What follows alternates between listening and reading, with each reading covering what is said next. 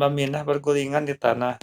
Saat itulah secara jelas dilihatnya sosok yang terbungkus kain putih penuh bercak tanah.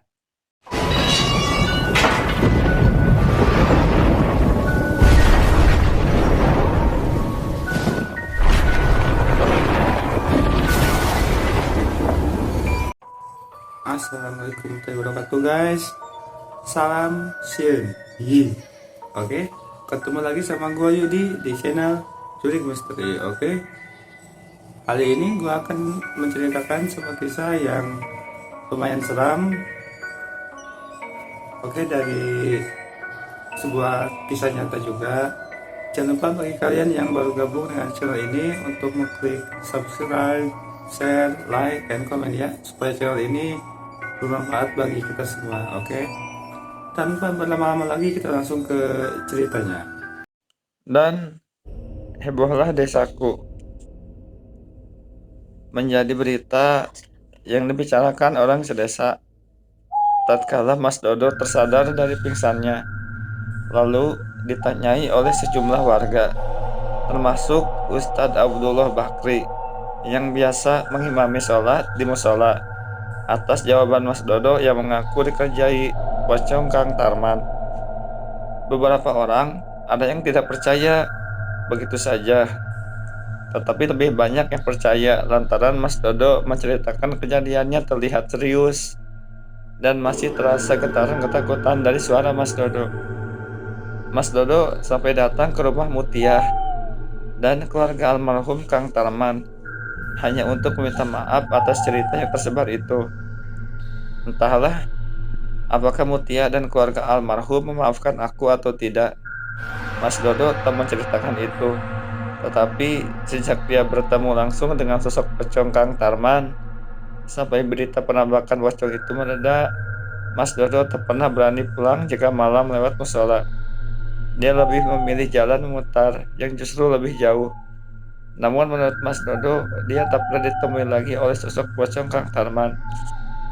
Di antara orang yang tak percaya sekaligus tak terima dengan tersebarnya berita penampakan pocong Kang Tarman adalah Mbak Minah.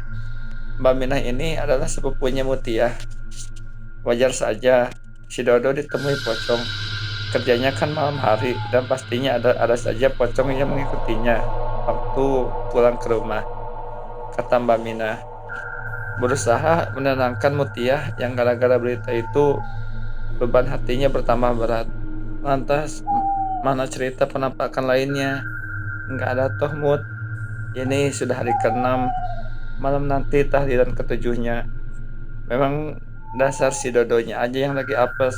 Kalau benar ya dilihatnya itu pocong Kang Tarman, pasti warga yang lain juga akan ditemui. Ucap-ucapan Mbak Minah itu berhasil menguatkan hati Mutia. Perlahan ia pun percaya bahwa tak mungkin suaminya ketayangan. Tetapi benarkah seperti itu kenyataannya? Enggak, karena sebenarnya penampakan terus berlangsung. Setiap malam ada saja warga yang mengalami ditampakkan pocong Kang Tarman. Tetapi mereka memilih bungkam. Mereka tak mau dikecam keluarganya Kang Tarman maupun oleh istrinya sebagai tukang fitnah. Ada yang mengalami ditampakkan pocong itu baru berani buka suara beberapa tahun kemudian, setelah Mutia berangkat ke Taiwan sebagai TKI dan keluarga almarhum Kang Tarman pindah rumah jauh di luar kota. Malam tahlilan ke-7 jauh lebih ramai oleh warga yang berdatangan untuk ikut mendoakan almarhum Kang Tarman. Malam itu, setelah acara yasinan selesai, berkat berupa besek berisi nasi dan lauk pauk belum langsung dibagikan karena Ustadz Abdullah Bakri ditugaskan untuk mengisi acara dengan ceramah. Malam itu acara tahlilan baru benar-benar bubar pukul 10 malam. Kenapa nggak tidur di sini aja sih, Min? Sekalian nemenin aku, kata Mutia yang mulai merasakan kesepian. Sejak malam tahlilan pertama, ada saja saudara atau teman-temannya yang menginap di rumah Mutia. Tetapi malam ini tak ada yang mau menginap. Wajar, kalau Mutia berharap agar sepupunya itu bersedia menginap, meski hanya untuk malam ini saja. Mbak Mina menatap iba pada Mutia, tetapi dia memang tidak bisa. Ibuku masih sakit, Mut. Siapa lagi kalau bukan aku yang menjaganya? Mutia sebenarnya paham keadaan Mbak Mina. Bapaknya sudah meninggal, sementara adik lelakinya bekerja di pabrik dan pulang seminggu sekali karena karyawan pabrik diwajibkan untuk tinggal di mes. Dengan berat hati, Mbak Mina melangkah meninggalkan rumah Mutia. Kini hanya Mutia seorang diri di rumahnya. Entah kenapa malam ini perasaan Mbak Mina terasa berbeda. Setelah keluar dari rumah Mutia, tadi jantungnya berdebar tanpa sebab. Mbak Mina baru saja sadar kalau dia kini pulang dari rumah Mutia sudah sangat larut.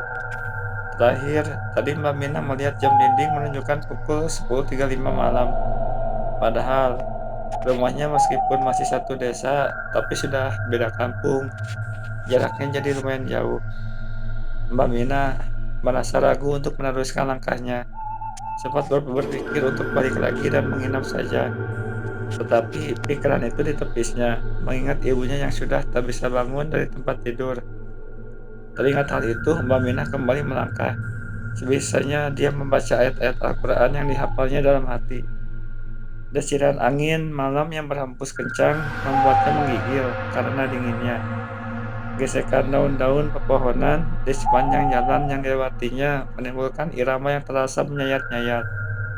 Sebentar lagi dia akan melewati musola, tempat dulu suaminya sepupunya menjadi marbot. Bulu kuduknya seketika meremang, membayangkan seandainya benar. Sosok pocong itu ada dan tahu-tahu menghadang jalannya. Mbak Minah tak berani menatap ke arah musola. Dia berjalan menunduk. Musola tua yang dindingnya mulai banyak yang terkelupas cat dan lapisan semennya terlihat begitu suram. Apalagi tanpa adanya penerangan. Karena lampu langsung dimatikan usai sholat isya berjamaah. Sekilas Mbak Minah melihat ada sosok bayangan berdiri di sisi musola yang gelap dekat kamar mandi. Detak jantungnya jadi bertambah kencang. Mbak Minah menguatkan bacaan ayat kursinya dan terus melangkah cepat tanpa menoleh.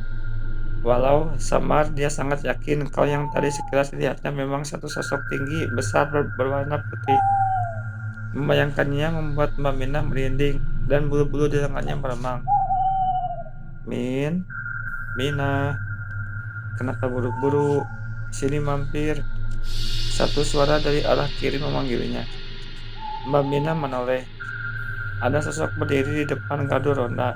Wajahnya tak begitu jelas karena dia membelakangi lampu yang terpasang di gardu ronda yang tampak hanya seperti sebuah siluet hitam. Meski begitu, Mbak Mina mengenal suaranya.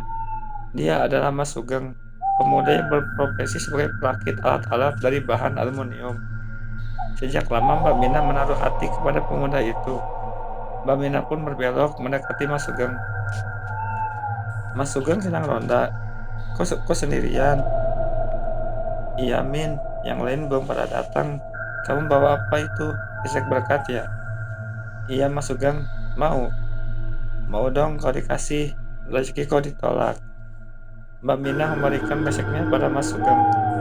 Bentar ya Min, aku mau ambil piring dulu. Iya Mas, kata Mbak Mina. Sementara Mas Sugeng sudah menghilang di belakang gardu ronda. Mina duduk, dia merasa tenang sekarang. Karena kini dia tidak sendirian. Nanti dia bisa minta Mas Sugeng untuk mengantarnya pulang. Tetapi tiba-tiba Mina teringat kalau sebenarnya di desa ini ronda malam sudah lama ditiadakan. Rasa takut mulai menjalari sekujur tubuh Mina. Keningnya berkeringat, menahan takut yang semakin lama menguat. Mas, Mas Sugeng, ada jawaban. Hanya siuran dingin angin malam yang terdengar dan gesekan daun berderak-derak. Mas Sugeng, tetapi tak ada jawaban, hanya hening.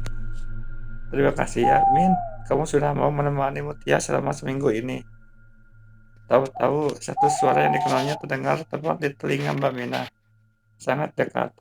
Sampai-sampai suara dan hembusan napasnya pun terdengar jelas di telinganya. Tanpa menunggu waktu lagi, Mbak Mina langsung lari secepatnya, meninggalkan gardu ronda. Tetapi karena terburu-buru, kakinya terantuk batu dan Mbak Minah bergulingan di tanah. Saat itulah secara jelas dilihatnya sosok yang terbungkus kain putih penuh bercak tanah. Sosok itu tak lain adalah pocong Kang Tarman yang sebelumnya pernah dijumpai oleh Mas Dodo di malam tahlilan pertama. Sama seperti Mas Dodo, Mbak Minah langsung tergeletak pingsan menyaksikan wajah seram pocong Kang Tarman. Sejak kemu- Sejam kemudian, Le Tajo, seorang pedagang sekuteng lewat di tempat Mbak Minah pingsan.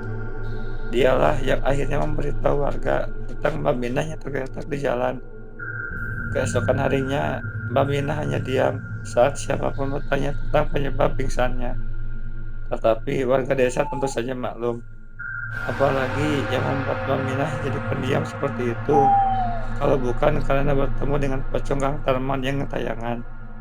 Kisah ini seperti yang diturunkan warga desa, yang diceritakan langsung oleh Mbak Minah setelah teror pocong Kang Tarman hilang. Dan traumanya atas kejadian itu mereda. Nantikan part tiganya ya. Gimana guys ceritanya? Lumayan serem kan? Lumayan creepy juga kan? Oke. Gue ingetin lagi bagi kalian yang baru gabung dengan channel ini untuk mengklik subscribe, share, like, dan komen ya. Supaya channel ini bermanfaat bagi kita semua. Oke. Tunggu kelanjutannya di part 2-nya ya. Mudah-mudahan kalian dapat mengambil pelajaran dari setiap kejadian yang ada. Oke. Terima kasih semuanya. Assalamualaikum warahmatullahi wabarakatuh.